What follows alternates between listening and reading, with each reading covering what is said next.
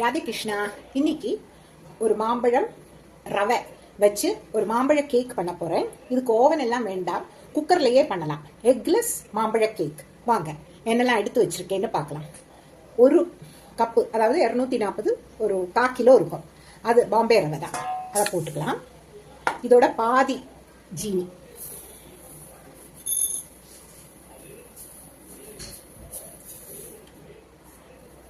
பாதி கப்பு ஜீனி போட்டுக்கலாம்.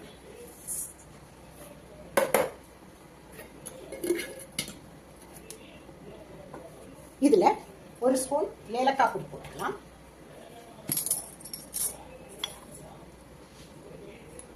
ரெண்டு ஸ்பூன்.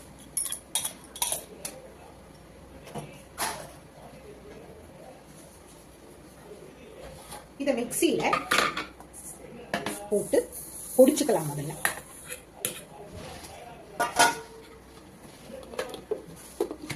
இந்த மிக்சியில போட்டு பொடிச்சு எடுத்துன்னு வந்துடுறேன். இப்போ பார்த்தேன்னா பொடிச்சுட்டு வந்தாச்சு. இதை நம்ம லேசா கட்டி இல்லாம அதை அரிச்சு எடுத்துடலாம்.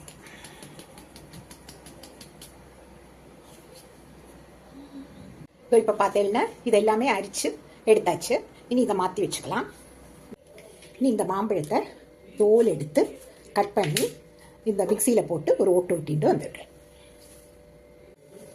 அடுத்ததான் இதில் போடுறதுக்கு கொஞ்சம் ட்ரை ஃப்ரூட்ஸை கட் பண்ணி வச்சுக்கலாம்.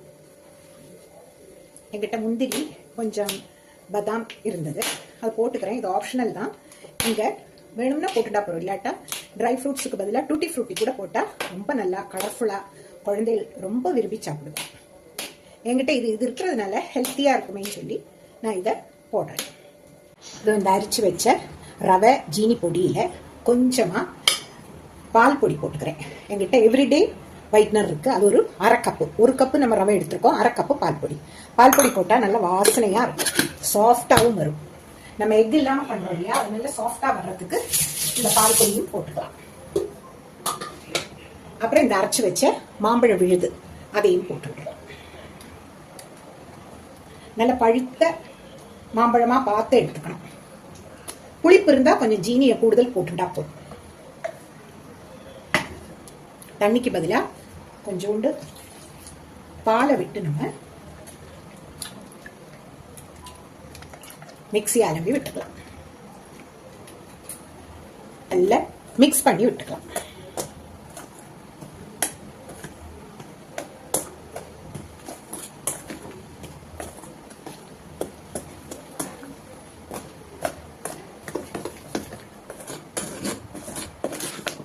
எக்ஸ்ட்ரா தண்ணி ஒன்றும் விடலை.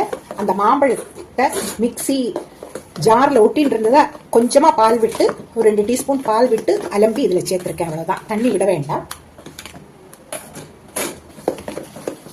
இனி இதை நம்ம ஒரு தட்டு போட்டு மூடி ஒரு 1 மணி நேரம் வச்சிடலாம். இந்த ரவை நல்லா ஊறட்டும், அதுக்கப்புறம் எடுத்து பார்க்கலாம். இதோ இது 1/2 மணி நேரம் ஆயாச்சு. நல்லாவே அந்த ரவை நல்ல சாஃப்டாக இருக்குது. அந்த இதில் ஊறி, நம்ம பிசைஞ்சு வச்ச பாலில் ஊறி நல்லாவே இருக்குது, மாம்பழ பழுத்துலையும் சேர்ந்து. இனி இதுக்கு ஒரு ட்ரேயை ஷெடி பண்ணிக்கலாம். இந்த ட்ரே வேணுங்க, இது வந்து கேக் டின். இது இல்லாதவங்க சாதாரண ஸ்டீல் பாத்திரத்தை கூட நமக்கு ரெடி பண்ணிக்கலாம். இது இப்படி வச்சா நமக்கு ஒட்டாமல் வரும், அவ்வளோதான்.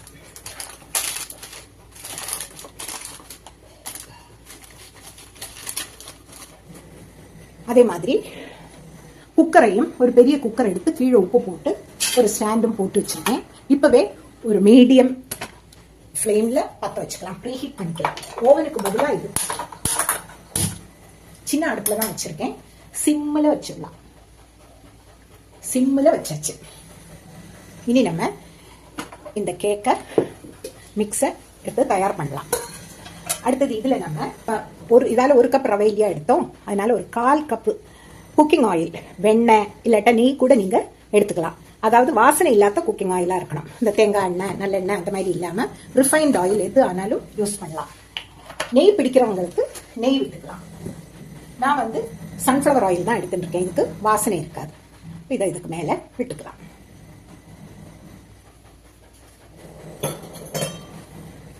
அப்புறம் இந்த நம்ம பிடிச்சி வச்சு அந்த கட் பண்ணி வச்சிருக்கிற ட்ரை ஃப்ரூட்ஸையும் போட்டுக்கலாம், ட்ரை நட்ஸையும் போட்டுக்கலாம். போட்டு நல்லா கிண்டலாம்.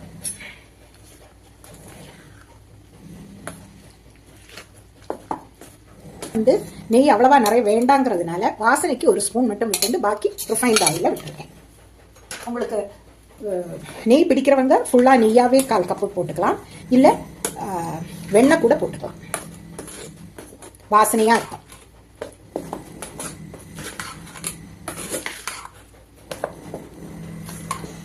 ஒரே ஒரு ஸ்பூன் பேக்கிங் பவுடர் போட்டிருக்கேன். ஒரு ஸ்பூன் பேக்கிங் பவுடர் போடுறதுனால பேக்கிங் சோடாவோட அவசியம் இல்லை. பேக்கிங் சோடா போடாமையே கூட பண்ணலாம். நான் இன்னைக்கு பேக்கிங் சோடா போடலை, பேக்கிங் பவுடரே நிறைய போட்டிருக்கேன். இல்லாட்டா 3/4 ஸ்பூன் பேக்கிங் பவுடரும் 1/4 ஸ்பூன் பேக்கிங் சோடாவும் போட்டுக்கலாம். இதில் கொஞ்சமா பால் விட்டுக்கிறேன், 1 டீஸ்பூன். இந்த பேக்கிங் சோடா போட்ட அப்புறம் நிறைய நம்ம கிண்டக்கூடாது, லேசா இப்படி ரொம்ப கிண்டக்கூடாது. இப்படி கட் அண்ட் ஃபோல்டு சொல்லுவாங்க, இந்த மாதிரி ஆக்கி இப்படி வைக்கணும், அந்த மாதிரி தான் பண்ணலாம். இனி நம்ம இதை இந்த ட்ரேல விட்டுக்கலாம்.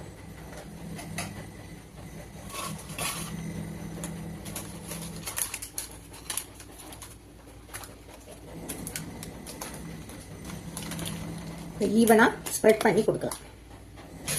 இதை இப்படி வச்சு இப்படி ஈவனா ஒரு ஆட்டி கொடுத்து வைக்கலாம். அப்பதான் அந்த ஏர் பபிள் நடுவில் ஏறாம இருக்கும். இனி இதுக்கு மேல கொஞ்சம் பிஸ்தா இருந்தது என்கிட்ட, அதை வச்சு டெக்கரேட் பண்ணிக்கலாம். அவ்வளவுதான். இதை இனி நம்ம இந்த குக்கருக்குள்ள வச்சிடலாம். கரெக்டா இருக்கு. அடுத்த தடவை நான் இது இந்த ட்ரே வாங்கும்போது இந்த குக்கரோட சைஸுக்கு பார்த்து வாங்க விட்டு போயிட்டு இப்போ கரெக்டா இருக்கு, கரெக்ட் அளவில் இருக்கு. இனி இதை ஒரு 45 நிமிஷம் கழிஞ்சு எடுத்து வெந்திருக்கா பார்க்கலாம். ஒரு குச்சியை விட்டு அதில் ஒட்டாம வந்தாச்சுன்னா வெந்தாச்சுன்னு அர்த்தம். 40 நிமிஷத்துக்கு அடுப்பை இதோ சிம்மில் வச்சிருக்கேன். பார்த்தீங்களா, சிம்மில் வச்சு அடியில் உப்பு போட்டு ஸ்டாண்டு போட்டு இந்த கேக்கு இதை வச்சிருக்கேன், கேக்கு மிக்ஸை. இனி 1 மணி நேரம் கழிஞ்சு எடுத்து எப்படி வந்திருக்குங்கிறத பார்க்கலாம். குக்கரும் மூடி வச்சிருக்கேன், மூடி போட்டு இதுக்கு வந்து வெயிட் வைக்க வேண்டாம். இந்த சிம்மிலேயே 1 மணி நேரம் இருந்து அந்த கேக் ரெடி ஆகணும். இதோ கரெக்ட் 1 மணி நேரம் ஆச்சு. இது எப்படி வந்திருக்கு பார்ப்போமா? இது நான் ஒரு கம்பியை உள்ள விட்டு பார்க்குறேன். இதோ ஒன்றுமே ஒட்டலை, பார்த்தீங்களா? அப்போ ரெடி ஆயாச்சுன்னு அர்த்தம். அப்போ நம்ம வெளியில் எடுத்து ஆற வச்சுக்கலாம். நம்ம ஆறட்டும், ஆறிட்டு பார்க்கலாம். ஒரு 10 நிமிஷத்துல ஆறிடுவது. இதோ நல்ல பர்ஃபெக்டா வந்திருக்கு, பார்த்தீங்களா? இதோ ஆறியாச்சு. இதை நம்ம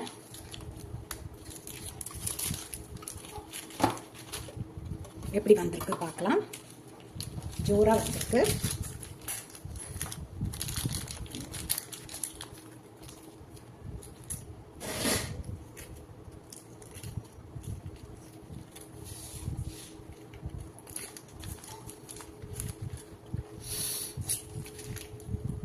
இதோ நல்ல ஸ்பாஞ்ச் மாதிரி வந்திருக்கு. கட் பண்ணிக்கலாம்.